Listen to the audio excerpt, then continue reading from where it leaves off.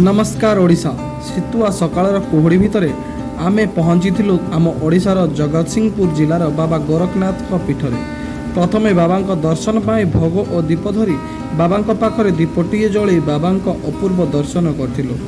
मंदिरटी जतिक सुंदर तार आध्यात्मिकता और तार इतिहास आहुरी मध्य आश्चर्यनीय। एहीपरि एक अनुकूल परिवेश और बरगछ गहल भितर मंदिरटी रही जे ସେହି ଜାଗାର ଆସିବା ପାଇଁ ମନ ହେଉନଥାଏ। ଏଠି ମଧ୍ୟ କୁହନ୍ତି ଯିଏ ଯାହା ବାବାଙ୍କ ପାଖରେ ଆଶା ରଖି ଆସିଥାଏ ସମ୍ପୂର୍ଣ୍ଣ ପୂରଣ ହୁଏ ଓ ସାପ କାଟିଲେ ମଧ୍ୟ ବାବାଙ୍କ ପାଖରେ ଆଣିଲେ ବାବା ତାଙ୍କୁ ଭଲ କରିଦିଅନ୍ତି।